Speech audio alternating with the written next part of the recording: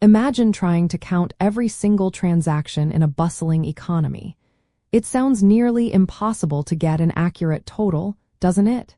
If you count everything, you could easily make a huge mistake. Thankfully, economists have developed clear methods to prevent overstating the size of our economy.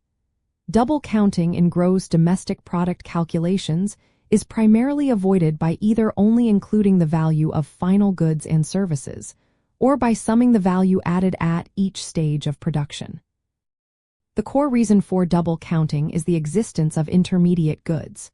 These are goods and services used up in the production of other goods and services, rather than being sold to the final consumer. For example, the flour a baker buys is an intermediate good for bread production. If we counted the flour's value when sold to the baker, and then again as part of the bread's value when sold to a customer, we would be double counting. The final goods and services approach explicitly addresses this by only recording the market value of goods and services purchased by the end user. So, only the bread sold to the customer would be counted, not the flour separately. The second method, known as the value-added approach, works by calculating the increase in value that a firm adds to a product or service at each stage of its production. For instance, the farmer adds value by growing wheat, the mill adds value by turning wheat into flour, and the baker adds value by turning flour into bread. When you sum up the value added at each stage, the total perfectly equals the final market value of the product, inherently excluding the intermediate transactions.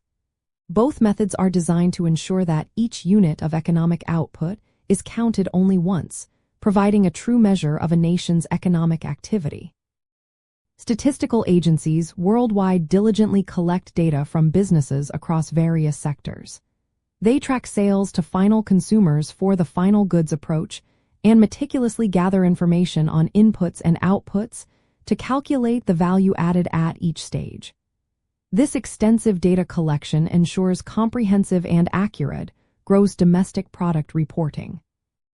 It is fascinating to realize the sheer volume of economic activity that happens before a product even reaches its final consumer.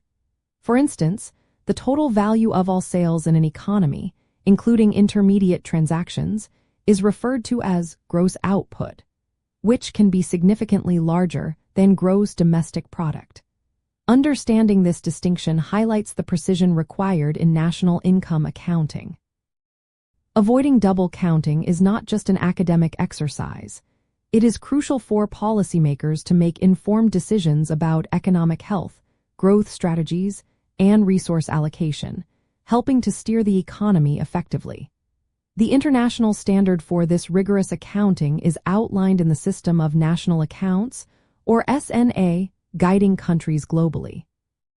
By focusing on either the ultimate market value of goods and services or the incremental value generated at each production step, we gain a clear and accurate picture of a nation's true economic output.